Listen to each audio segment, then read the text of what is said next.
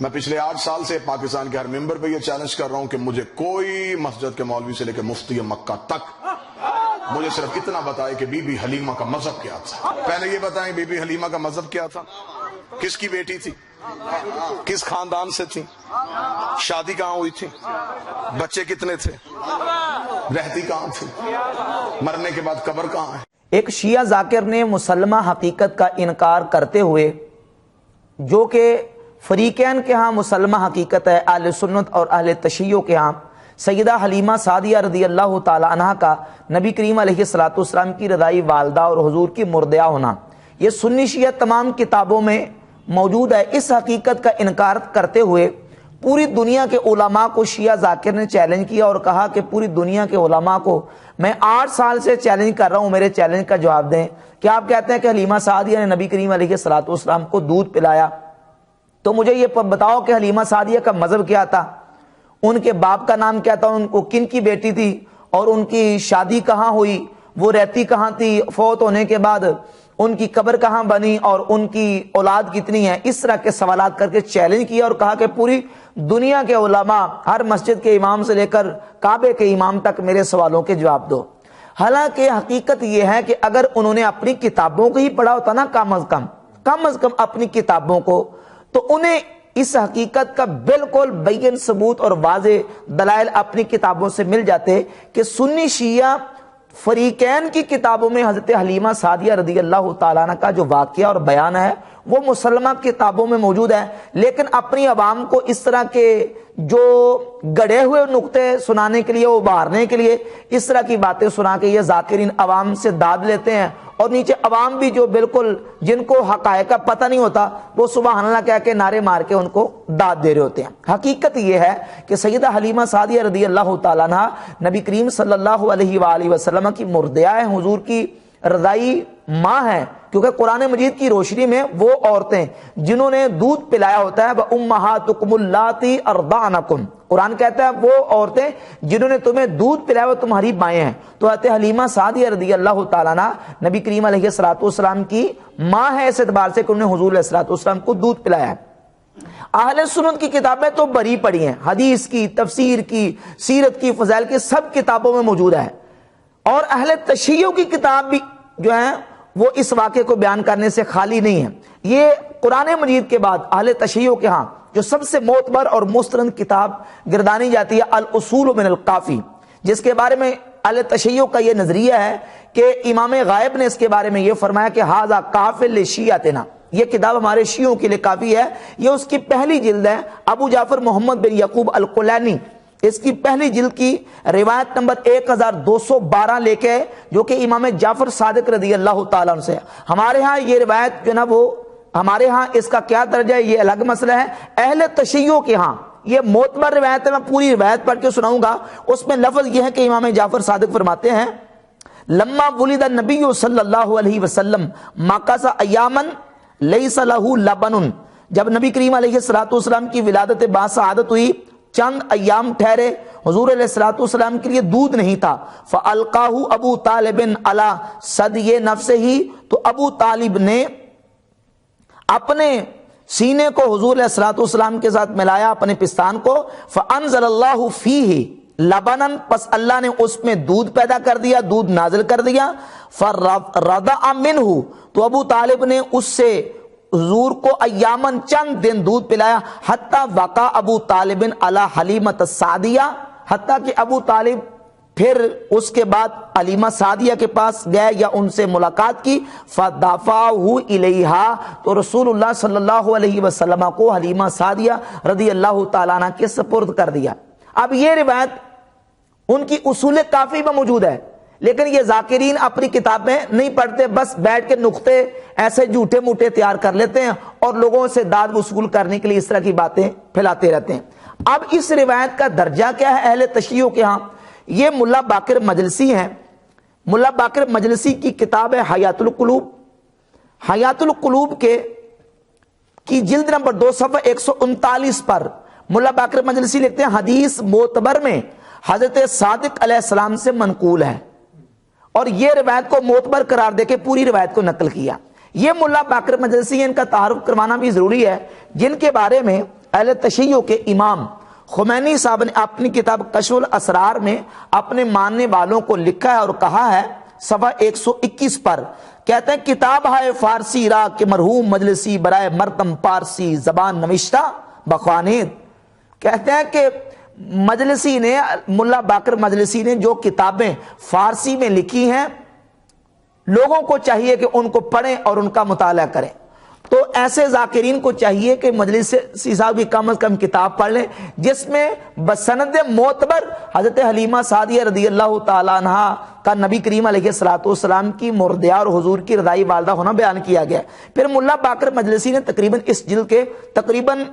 15 سے 20 صفحات تک پورا حضرت حلیمہ سعدیہ رضی اللہ تعالیٰ عنہ کا جو واقعہ ہے وہ پورے کا پورا تفصیل کے ساتھ بیان کیا ہے. پھر اسی کتاب کے صفحہ نمبر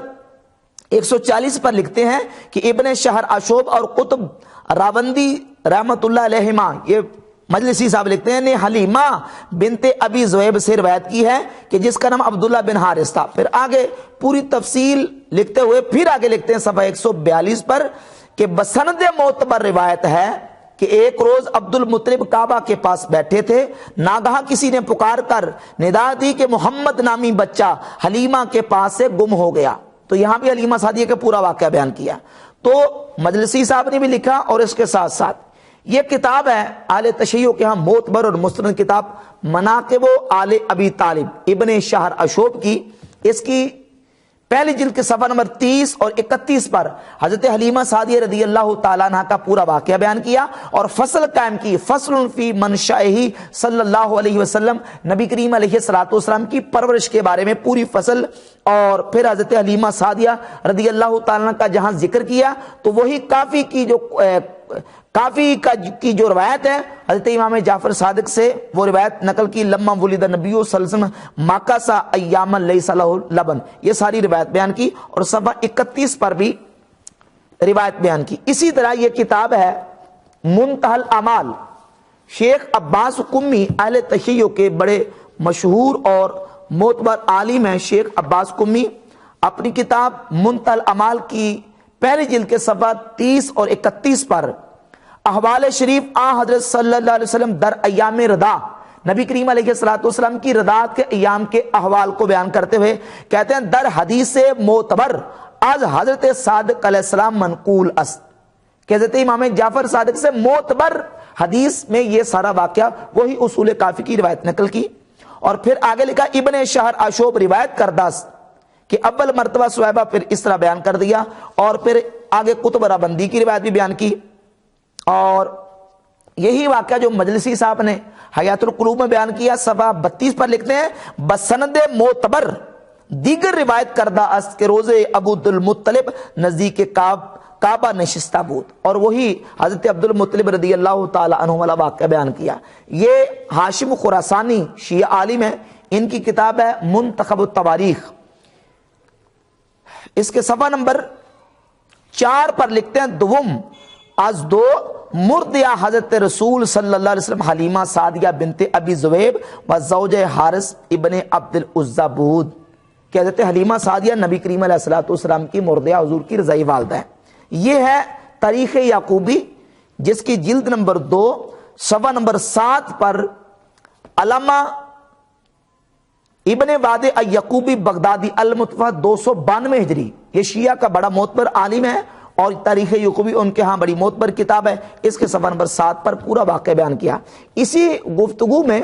اس شیعہ ذاکر نے ایک اور بات بھی کی اور کہا کہ مجھے بتاؤ کہ حلیمہ سعدیہ کہ کس کی بیٹی تھی. تو میں جن کتابوں کے حوالے دے چکا ہوں ان کتابوں میں لکھا ہے کہ حضرت حلیمہ سعدیہ رضی اللہ تعالیٰ عنہ کے والد کا نام عبداللہ تھا، عبداللہ بن حارث تھا. حلیمہ سعدیہ کے والد کا نام عبداللہ بن حارث تھا، آپ کے شوہر کا نام حارث ابن عبد العزہ تھا، اور آپ کے بیٹوں کا نام، ایک بیٹے کا نام عبداللہ تھا، ایک بیٹی کا نام سیما تھا، اور ایک بیٹے کا نام دمرہ تھا. سیدہ حلیمہ سعدیہ قبیلہ سعد بن بکر سے تعلق رکھتی تھی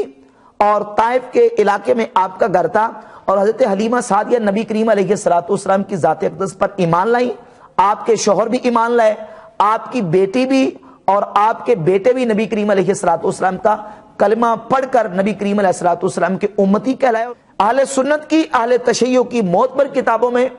یوم حنین کا واقعہ موجود ہے۔ علامہ ملا باقر مجلسی شیعہ کے جو عالم ہیں، انہوں نے حیات القلوب کی جلد نمبر 2 صفحہ نمبر 719 پر، اور اہل سنت کی مشہور اور موت پر کتابوں میں سے سنن ابی داؤد، مسند ابی یعلا، صحیح ابن حبان، یہ حدیث کی کتابوں میں، اور سیرت اور فضائل کی کتابوں میں تو تقریباً جو نا وہ کتابوں میں یہ بات موجود ہے کہ یوم حنین نبی کریم علیہ الصلوۃ والسلام کی بارگاہ اقدس میں جب حضرت حلیمہ سعدیہ، ایک روایت میں حلیمہ سعدیہ اور ایک روایت میں آپ کی بیٹی حضرت سیما رضی اللہ تعالی عنہا نبی کریم علیہ الصلوۃ والسلام کی بارگاہ اقدس میں، ابو طفیل سے صحابی فرماتے ہیں نبی علیہ الصلوۃ والسلام گوشت تقسیم فرما رہے تھے،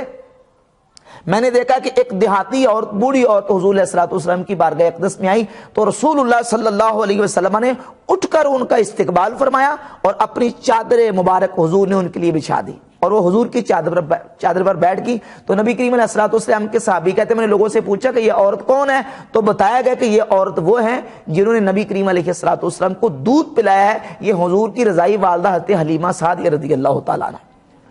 اور پھر نبی کریم علیہ الصلوۃ والسلام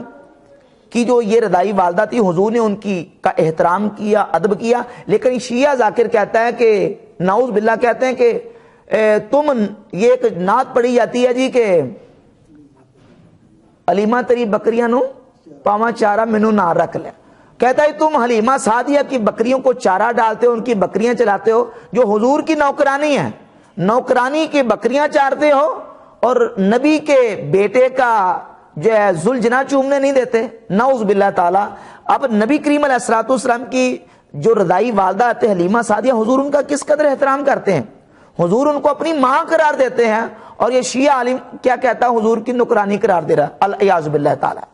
تو یہ کیا جملہ نبی کریم علیہ الصلوۃ والسلام کو اذیت اور تکلیف دینے والا نہیں ہے کہ حضور کی والدہ کو حضور کی نوکرانی کہہ رہا ہے؟ اور پھر ایک واقعہ اس سلسلے میں پیش کیا اور کہا کہ حضرت موسیٰ علیہ الصلوۃ والسلام کی جو والدہ ہیں، دیکھیں قرآن مجید میں ہے کہ اللہ رب العزت نے باقی عورتوں کا موسیٰ علیہ الصلوۃ والسلام پہ دودھ حرام کر دیا، اور موسیٰ علیہ الصلوۃ والسلام کی والدہ کا دودھ موسیٰ علیہ الصلوۃ والسلام کو پلوایا گیا۔ تو ان مولویوں کو شرم نہیں آتی کہ نوکر جو ہے، کہتا ہے کہ موسیٰ نوکر ہے، یہ سردار ہے، موسیٰ رعیت ہے، یہ آقا ہے، 3 دن کا موسیٰ دائی کا دودھ نہیں پیتا، سردار کو پتہ ہی نہیں کہ حلال کیا حرام کیا ہے، نعوذ باللہ تعالیٰ۔ اب موسیٰ علیہ الصلوۃ والسلام کے بارے میں یہی جملہ استعمال کیا، نوکر، حالانکہ موسیٰ علیہ الصلوۃ والسلام اللہ کے رسول ہیں، اللہ کے پیغمبر، اللہ کے اولو العزم نبی ہیں، رسول ہیں، پیغمبر ہیں،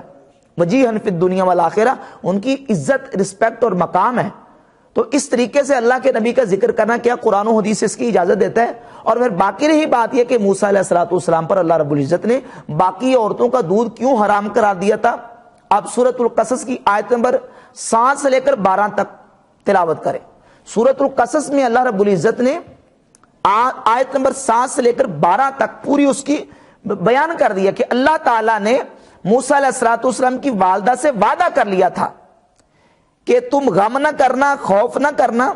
فرعون تیرے بچے کو کوئی نقصان تکلیف نہیں دے سکتا، تو اسے دودھ پلاتی رہے، غم خوف نہیں کرنا، اگر تجھے خوف اور غم ہو تو اس کو دریا میں ڈال دینا، ہم اس کی حفاظت کریں گے۔ اور اللہ تعالیٰ نے ان سے وعدہ کیا اِنَّا رَادُّوهُ إِلَيْكِ، کہ بے شک ہم اس کو تیری طرف لٹائیں گے، وَجَاعِلُوهُ مِنَ الْمُرْسَلِينَ، اور ہم اس کو رسولوں میں سے بنانے والے ہیں۔ تو اللہ نے وعدہ کر دیا کہ یہ تجھے واپس لٹائیں گے۔ اب چونکہ موسیٰ سے اللہ رب العزت کا وعدہ تھا کہ ان کو کوئی نقصان نہیں ہو سکتا اور دودھ بھی یہ تیرا پیئیں گے، تو اللہ نے اپنا وعدہ پورا کرنے کے لیے موسیٰ علیہ الصلوۃ والسلام پر باقی عورتوں کا دودھ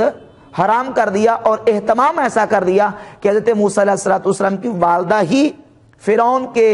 محال میں آ کر موسیٰ علیہ الصلوۃ والسلام کو دودھ پلانے لگی۔ تو یہ وعدہ تھا اللہ کا جس کو اللہ رب العزت نے پورا کیا ہے، نہ یہ کہ باقی عورتوں کا دودھ موسیٰ علیہ السلام کے لیے ناپاک اور نجس، ایسی بات نہیں ہے، بس اللہ نے اپنا وعدہ پورا کرنے کے لیے موسیٰ علیہ الصلوۃ والسلام پر باقی عورتوں کا دودھ حرام کر دیا۔ اور باقی رہی بات یہ کہتے ہیں حلیمہ سعدیہ کا مذہب کیا تھا، وہ کن کا کلمہ پڑھتی تھی، تو یہی سوال ہم کریں گے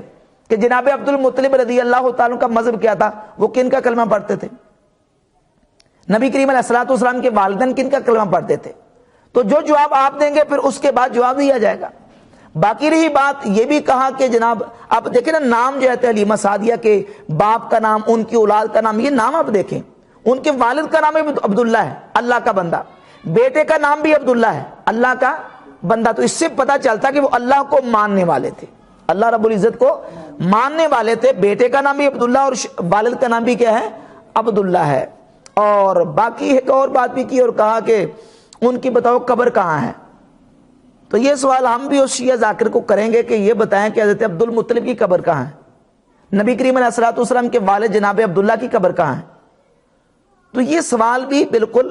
لا یعنی سوال ہے جن کا کوئی تحقیق سے کوئی تعلق نہیں ہے۔